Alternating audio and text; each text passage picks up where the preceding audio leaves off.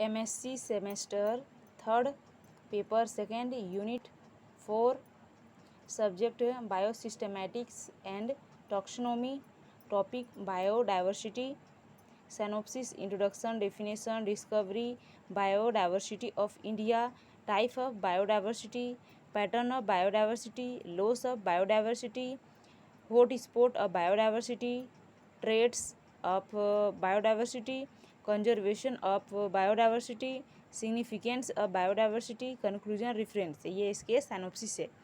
तो इसमें हम सबसे पहले देखते हैं इंट्रोडक्शन। प्रकृति में लाखों टाइप के जीव जंतु एवं पेड़ पौधे पाए जाते हैं। इनके शेप, टाइप एंड स्ट्रक्चर में अत्यधिक डाइवर्सिटी पाई जाती है।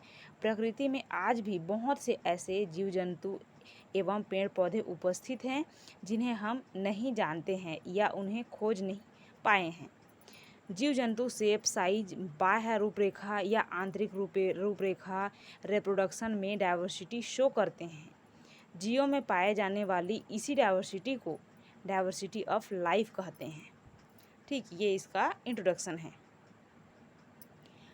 बायोडाइवर्सिटी वर्ड इकोलॉजी के अंतर्गत यूज किए जाने वाले वर्ड बायोलॉजिकल डाइवर्सिटी का नवीन एवं संक्षिप्त स्वरूप है। बायोडाइवर्सिटी वर्ड्स का यूज सर्वप्रथम वाल्टर जी रोयसेन ने 1986 में plant animals and micro organism के विभिन्न प्रकारों एंड उनमें वेरिएबिलिटीज़ के लिए किया था। ठीक, उसके बाद सेकंड देखते हैं डेफिनेशन। बायोडाइवर्सिटी समस्त लिविंग ऑर्गेनिज्म जैसे प्लांट, एनिमल्स, माइक्रो ऑर्गेनिज्म की जातियों की रिचनेस है जो किसी निश्चित हैबिट में पारस्परिक अंतरक्रियात्मक सिस्टम की भांति उत्पन्न होती है। उसके बाद देखते हैं डिस्कवरी। बायोडाइवर्सिटी वर्ड्स का यूज सर्वप्रथम वाल्टर जी रोयसेन ने 1986 में किया था। फोर्थ नंबर देखते हैं डाइवर्सिटी ऑफ इंडिया। भारतवर्ष पादप जात, इसी को हम फ्लोरा, एवं प्राणी जात, इसी को हम फौना से भरपूर है।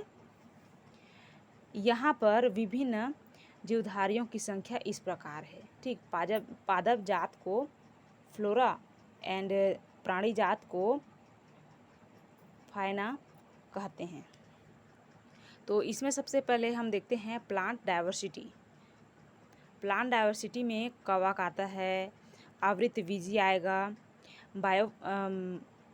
ब्रायोफाइट्स आएगा, टेरिडोफाइट्स आएगा, जीवाणु आएगा, अनावृतबीजी आएगा। तो हम इसके स्पीसीज को यहाँ देखते हैं। ठीक, कवक है, कवक में 23,000 स्पीसीज, ठीक 23,000 स्पीसीज हैं इसके। और आवृतबीजी में 15,000 स्पीसीज हैं। ब्रायोफाइट्स में 2,564 स्पीसीज हैं। टेरिडोफाइट्स में 1,022 स्पीसीज हैं। जीवाणु में 850 स्पीसीज है। अनावृतबीजी में 64 स्पीसीज हैं। ये प्लांट डाइवर्सिटी है। उसके बाद एनिमल डाइवर्सिटी देखते हैं। इसमें आर्थ्रोपोडा में है 57,525 स्पीसीज। निम्न श्रेणी के जंतु में है 9,214 स्पीसीज। मोलस्क जीव में 5,042 स्पीसीज। मछलियाँ 2,546 स्पीसीज। पक्षी 1,228 स्पीसीज। इकाइनोडर्मेट्स है 765 स्पीसीज। सरीसृप जीव है 428 स्पीसीज। जलस्थलीय जीव है 204 स्पीसीज। स्तनधारी है 372 स्पीसीज। और प्रोटोकॉर्डेटा है 116 स्पीसीज। हेमिकॉर्डेटा है 12 स्पीसीज। ठीक, उसके बाद देखते हैं 5 नंबर है टाइप्स ऑफ बायोडाइवर्सिटी। ये 3 टाइप्स के होते हैं। मैंने लिख दी हूँ यहाँ। There are 3 types of biodiversity. First है जेनेटिक डाइवर्सिटी। जेनेटिक डाइवर्सिटी होता क्या है? एक ही प्रजाति के जीवों के जीनों में होने वाले डाइवर्सिटी को जेनेटिक डाइवर्सिटी कहते हैं तथा एक ही प्रजाति के अंदर होने वाली डाइवर्सिटी को डाइवर्सिटी विथिन स्पीसीज कहते हैं। यह है जेनेटिक डाइवर्सिटी। उसके बाद देखते हैं स्पीसीज डाइवर्सिटी। ठीक, स्पीसीज डाइवर्सिटी होता क्या है? इस प्रकार की डाइवर्सिटी में दो स्पीसीज के मध्य होती है। स्पीसीज डाइवर्सिटी दो स्पीसीज के मध्य होती है। इसके अंतर्गत एक विशेष रीजन के अंदर प्रेजेंट स्पीसीज के मध्य प्रेजेंट डाइवर्सिटी आती है। ऐसी डाइवर्सिटी का मापन उस क्षेत्र में प्रेजेंट विभिन्न स्पीसीज की नंबर के आधार पर किया जाता है। उसके बाद देखते हैं थर्ड नंबर है इकोसिस्टम डाइवर्सिटी। एक इकोसिस्टम में कई लैंड फॉर्म हो सकते हैं तथा प्रत्येक भूभाग में विभिन्न एवं विशेष प्रकार की वनस्पतियां एवं जीव जंतु पाए जाते हैं। इस प्रकार किसी इकोसिस्टम में स्पीसीज की डाइवर्सिटी को ही इकोसिस्टम डाइवर्सिटी कहते हैं। यह है थ्री टाइप के होते हैं डाइवर्सिटी। उसके बाद आता है पैटर्न ऑफ डाइवर्सिटी। इसमें देखते हैं संपूर्ण विश्व की बायोडाइवर्सिटी एक समान नहीं होती है। स्थान की ऊंचाई एवं भूभौगोलिक संरचना तथा जलवायु के आधार पर बायोडाइवर्सिटी में विविधताएं आती है। ठीक, तो इसमें सबसे पहले देखते हैं लैटिट्यूडनल ग्रेडियंट।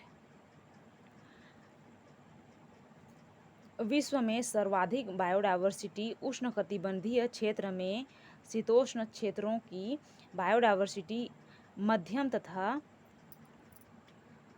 आर्कटिक क्षेत्रों की सबसे कम होती है। उसके बाद सेकंड है अल्टीट्यूड ग्रेडियंट।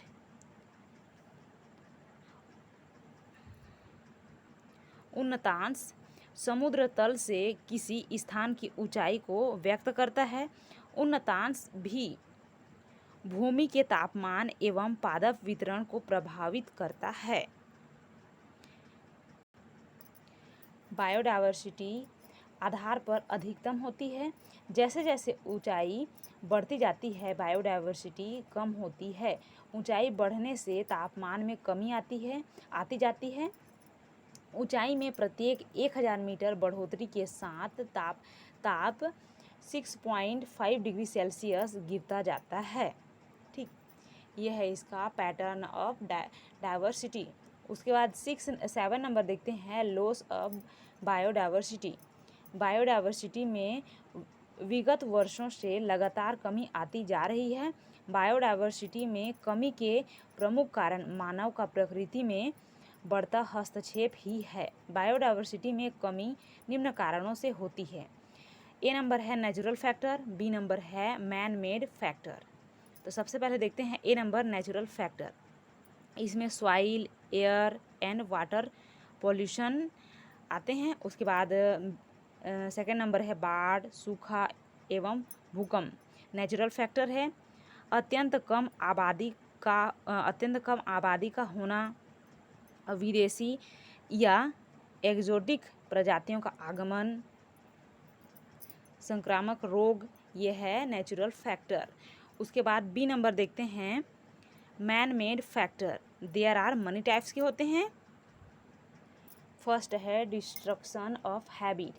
ह्यूमन अपने स्वार्थ की पूर्ति जैसे आवास एवं घास के मैदान बनाने, कृषि, खनन, उद्योगों की स्थापना, राजमार्गों एवं सड़कों के निर्माण, विस्तार, बांध आदि बनाने के लिए वनों या पेड़ पौधों एवं जंतुओं के नेचुरल हैबिट को नष्ट कर रहा है, जिसके कारण वहां पर उपस्थित जीव जंतु दूसरे स्थानों पर चले जाते हैं अथवा वे शिकारी का शिकार हो जाते हैं, जिसके कारण उस प्लेस की डाइवर्सिटी समाप्त हो जाती है। एग्जाम्पल है हमारे देश में अकेले पश्चिमी घाट में तितलियों की ऑलमोस्ट 370 प्रजातियां उपलब्ध है, जिसमें से ऑलमोस्ट 70 प्रजातियां आज विभिन्न कारणों से विलुप्तता के कगार पर पहुंच चुकी है। ठीक, उसके बाद सेकेंड नंबर देखते हैं हंटिंग। मनुष्य प्राचीन काल से ही अपने भोजन एवं अन्य आवश्यकताओं की पूर्ति हेतु जंतुओं का शिकार करता आया है। जंतुओं में खाल, टस्क, फर, मांस, औषधियाँ, इत्र, सौंदर्य प्रसाधन सामग्री एवं सजावटी सामग्री के लिए उनका शिकार किया जाता है तथा इनका व्यावसायिक यूज किया जाता है, जिसके कारण बायोडायवर्सिटी में कमी आती जा रही है। उसके बाद 3 नंबर देखते हैं यूज ऑफ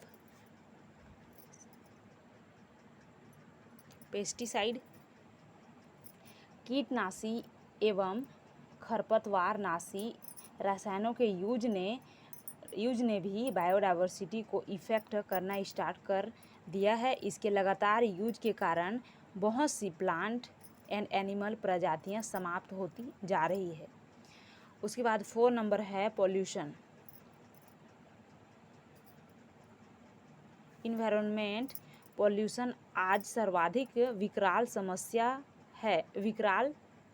है, जिसके कारण आज एयर, वाटर, सॉइल, पोंड आदि प्रदूषित हो चुके हैं। इनके कारण जीवधारियों को सांस लेने हेतु शुद्ध वायु, पीने के लिए शुद्ध जल, प्रदूषण रहित जल मिलना मुश्किल हो गया है। इस प्रकार प्रदूषण के कारण भी बायोडायवर्सिटी में लगातार कमी होती जा रही है। उसके बाद 8 नंबर आता है हॉट स्पॉट ऑफ बायोडायवर्सिटी। विश्व के ऐसे स्थान जहां किसी प्राणी या वनस्पति की अधिकता हो या निरंतर घट रही दुर्बल प्रजातियां हो, बायोडायवर्सिटी के उष्ण बिंदु या तप्त स्थल या हॉटस्पॉट ऑफ बायोडायवर्सिटी कहलाते हैं। या इसी को हम दूसरे शब्द में कह सकते हैं विश्व के ऐसे स्थल जहां बिना मानवीय हस्तक्षेप के पौधे एवं जीव जंतु फलते फूलते हैं, जहां पर अत्यधिक मात्रा में वनस्पति व जीव जंतुओं की प्रजातियों में डायवर्सिटी पाई जाती है, उसे हम हॉटस्पॉट ऑफ बायोडायवर्सिटी कहते हैं। विश्व के उष्ण कटिबंधीय क्षेत्र जो बायोडायवर्सिटी से संपन्न है, जहां बायोडायवर्सिटी के प्रजातियों का विलुप्तीकरण तथा आवास विनाशीकरण की संभावना होती है। बायोडायवर्सिटी के उष्ण बिंदु है। हमारी पृथ्वी पर 12 मेगा बायोडायवर्सिटी वाले क्षेत्रों की पहचान की गई है, जिसमें विश्व की बायोडायवर्सिटी की 60 से 70% जातियां शामिल हैं।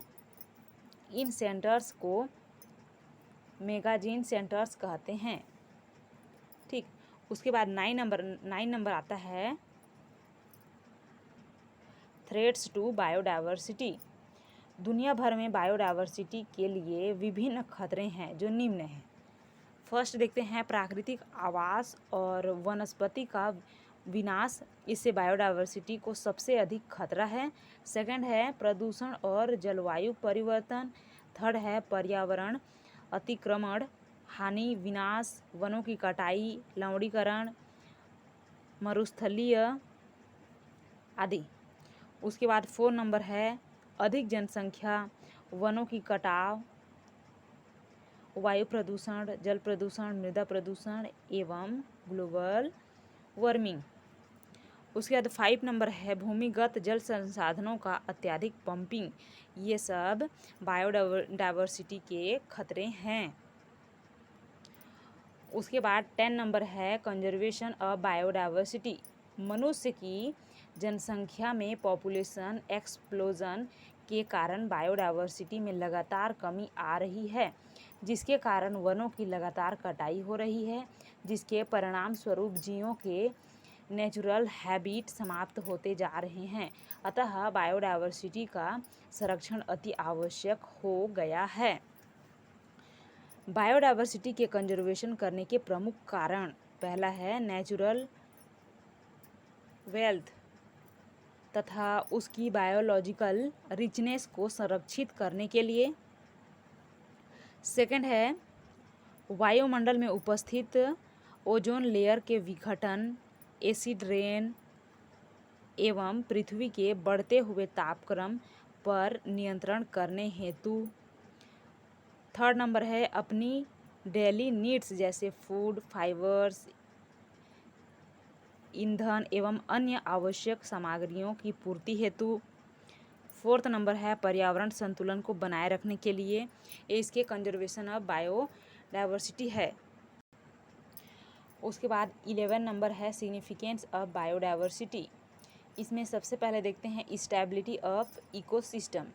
स्टार्ट में पर्यावरण वैज्ञानिकों का विचार था कि स्पीसीज डाइवर्सिटी या इकोसिस्टम के स्टेबिलिटी से संबंधित होती है। दूसरे शब्दों में बायोस्फीयर का स्टेबिलिटी बायोडाइवर्सिटी पर निर्भर होता है, परंतु आज यह स्पष्ट हो चुका है कि इकोसिस्टम का स्टेबिलिटी उसके एबायोटिक स्टेबिलिटी पर निर्भर होता है। इस प्रकार बायोडाइवर्सिटी इकोसिस्टम को स्टेबिलिटी प्रदान करती है। ये फर्स्ट सिग्निफिकेंस है। उसके बाद सेकंड सिग्निफिकेंस देखते हैं fulfilment of human requirements. Biodiversity human के लिए विभिन्न प्रकार से उपयोगी है। ऐसे जीव जंतु एवं पेड़ पौधों का प्रमुख स्रोत है जिन पर मानव जाति भोजन, ईंधन, रेशा, मेडिसिन एवं आवास आदि के लिए निर्भर है। उसके बाद थर्ड है cycling and recycling of nutrients. नम उष्णकटिबंधीय क्षेत्रों में पाई जाने वाली उच्च बायोडाइवर्सिटी पोषक पदार्थों के लिए साइक्लिक या चक्रण एवं रिसाइक्लिंग में महत्वपूर्ण भूमिका अदा करती है। ये इसके सिग्निफिकेंस ऑफ बायोडाइवर्सिटी है। उसके बाद 12 नंबर है कंक्लूजन। ओवरऑल स्टडी से पता चलता है कि प्रकृति में लाखों प्रकार के जीव जंतु एवं पेड़ पौधे पाए जाते हैं। इनके shape, size, type and structure में अत्यधिक डाइवर्सिटी पाई जाती है। ये इसके कंक्लूजन। उसके बाद है रेफरेंस में है बाई नेट।